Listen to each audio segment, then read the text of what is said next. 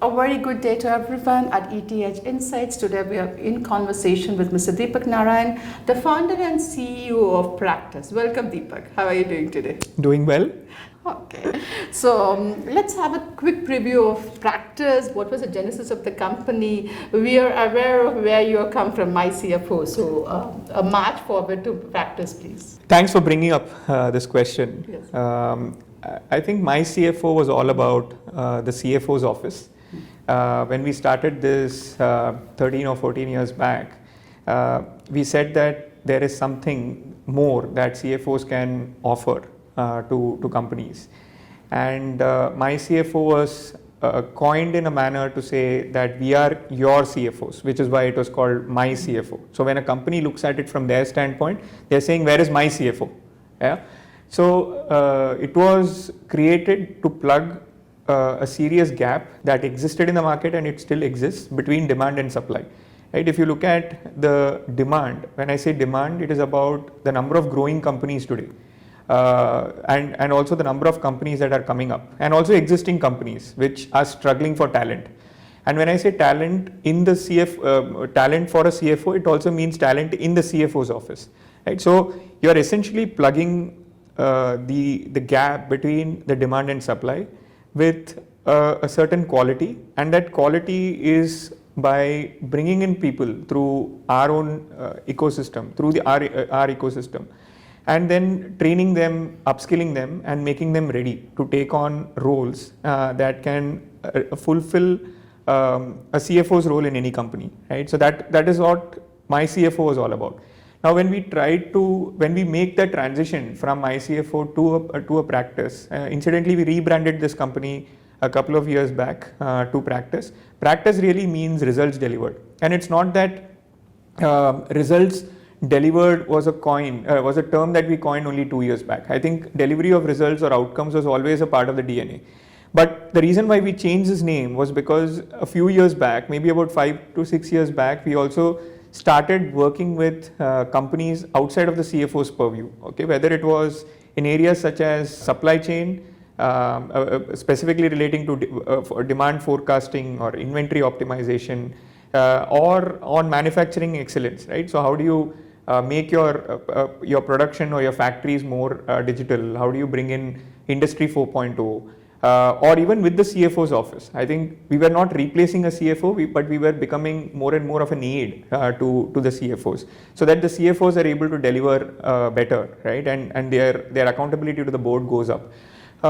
So in this scenario, we felt that the term or the brand My CFO was getting far more restrictive, because it conveyed that we were only doing the CFO services role. Right, and therefore we moved towards Practice, which was a lot more all-encompassing. It said that you're not just working with the CFOs, but you're also enabling CEOs. You're also working with other functions like your supply chain, your manufacturing, your operations, right? And bringing all of it together in order to enable or deliver better results or impact for the business. Okay, so you are disrupting the consulting space now. So can you help us out with your methodologies and the way forward? Okay, so I like to go a bit into the history, Lavanya here. The history really is, if you trace the evolution of consulting, probably formal consulting came back about 150 years back, right? And it coincided with the industrial era or the industrial development, right? Which is where I think corporates or capitalism really started to take shape. Now, what was the genesis of this? It was the structure was fairly simple or linear, right, or hierarchical. You had the owner, and then you had a bunch of workers. There was no middle layer or middle management. Now, what did the owner do? The owner said that you worked for X number of hours, and I'll pay you X dollars per hour, right? So that's how the whole compensation came about. Now, this kind of percolated into all other industries, including consulting. Even today, to this day, where consultants, particularly in the Western world, get paid by the hour, okay, and the way they calculate their margins or their costs are also by the hour, right? So the industrial style thinking hasn't really changed in consulting firms, by and large. I'm saying, though I think today clients are demanding a lot more. They're saying, where is the impact?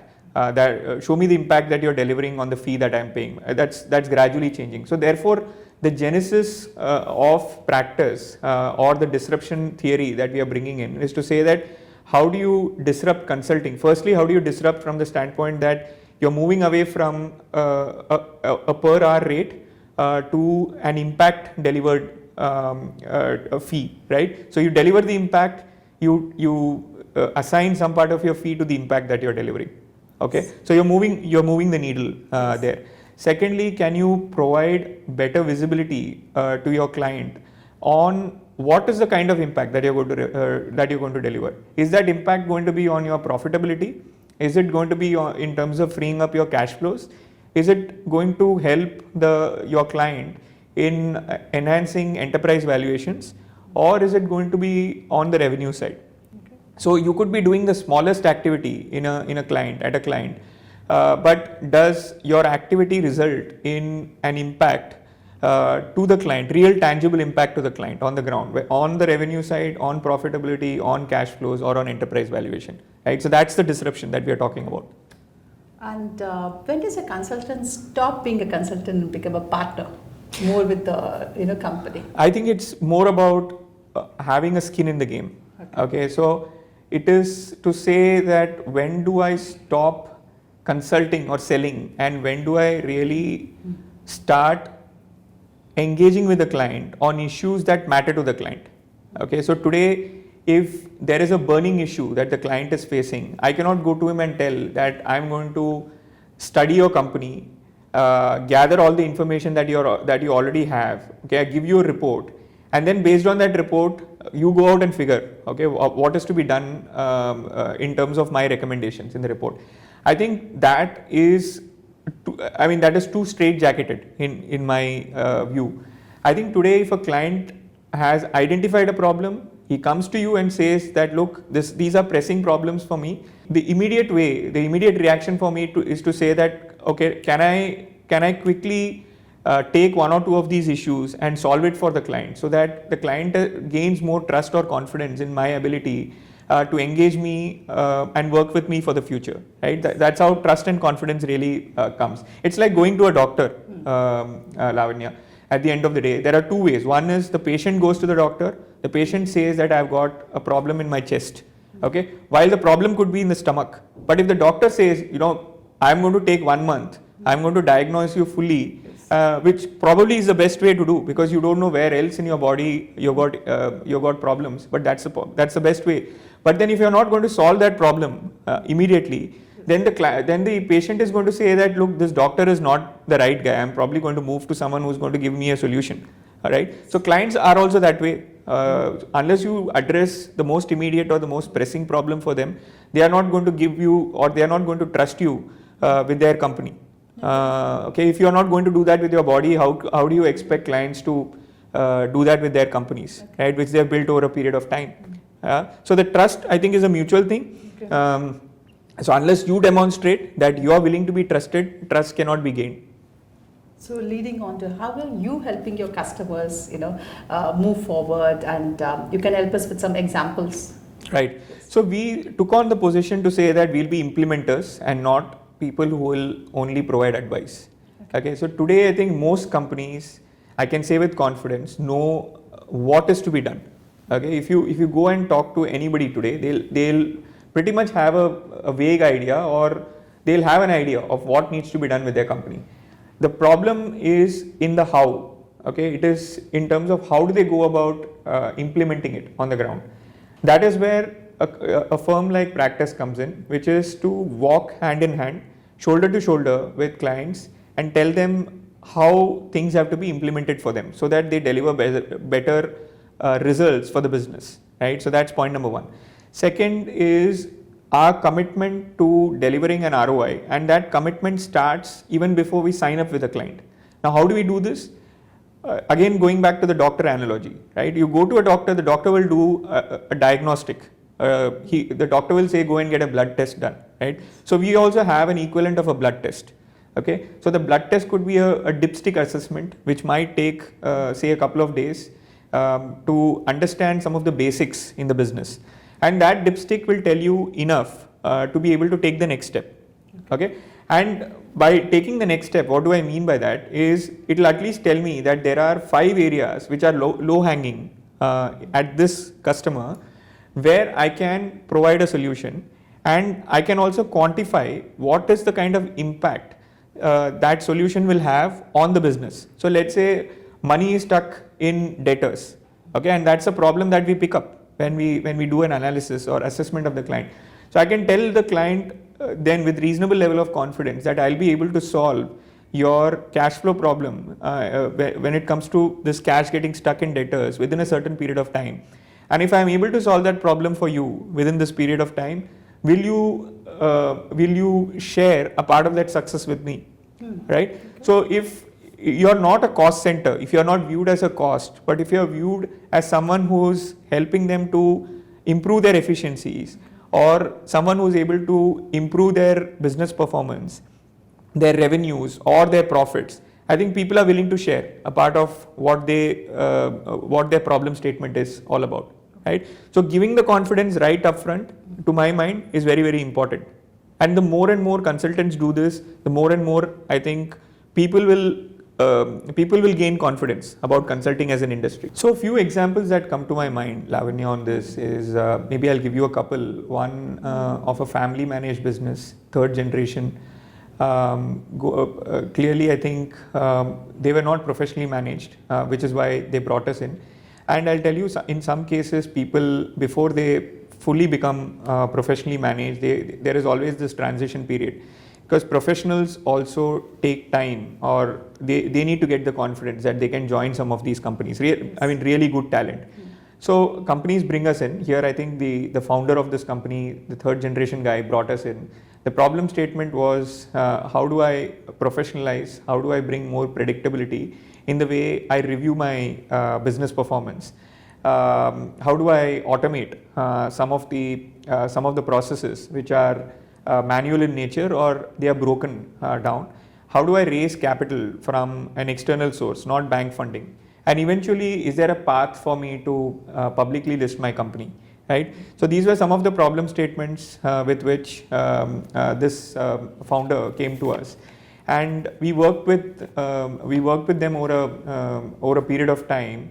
And over this period of time, I think right from making sure that we built out a team, a professional team, management team for him, to helping them decode their business performance, write out management commentary, sit in on reviews, do budgeting, planning, forecasting for them, implement an IT solution including an ERP, a business intelligence tool, get their books in order, manage the due diligence, which was a Big Four due diligence,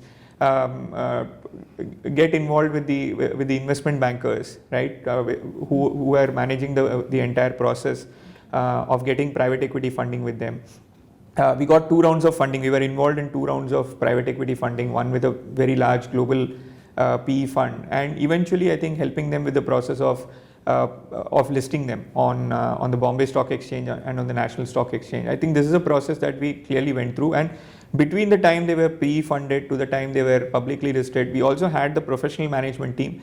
Our role changed from working with the promoter family to working with this professional team, right? Because that's a perceptible change, because once the professional team comes, then they don't like to have parallel lines of reporting or parallel discussions happening. Okay, so the ability to work with multiple sets of stakeholders, the ability to work with people even outside of the finance department, right? You should have the ability to work with someone in production, someone in purchase, someone in IT, right? Someone in operations, and yet be able to deliver what the company wants. I think that's a skill that I think we have acquired over a period of time. That's one of the examples that I can quote. The other example is an IT services company, again a very large IT services company where we were called upon to solve their cash flow or their collection problem.